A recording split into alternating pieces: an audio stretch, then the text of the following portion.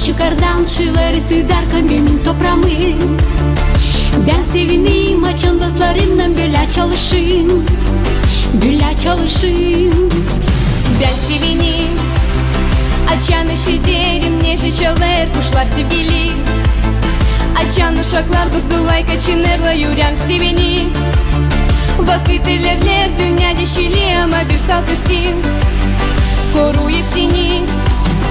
Bu dünyada sen değilsin yalnız, siz de varız biz. Sen her zaman bil, ne de olsa sen sadece çağır, biz yardım edeceğiz. Dostlarla kolay gitme ileri, sen ver elini, git ileri.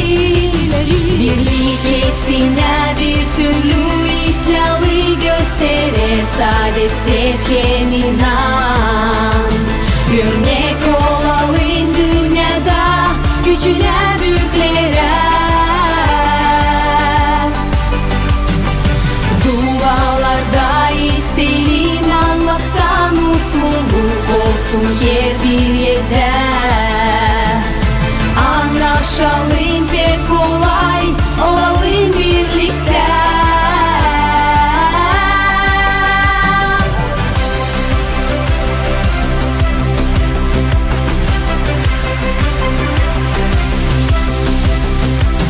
Biz oluralım, yardım olalım bizim dostlara, onlara biz lazım. Olmayabilir de ile çalışma, yer bir vakit. Uzat kolunu, açan zorunda dostun yalvarır. Göster İslam'ı. Ben sevineyim, bu dünyada var ne ben isterim, biraz sevineyim. Güneş yukarıdan ışıklar ısıdarken benim toprağımı. Ben sevineyim, açan dostlarımla böyle çalışayım, böyle çalışayım. Birlik hepsine bir türlü İslam'ı gösterir, sade sevken inan.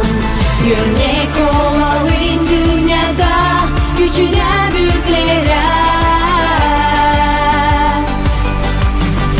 Dualarda isteyelim Allah'tan, mutluluk olsun her bir yerde.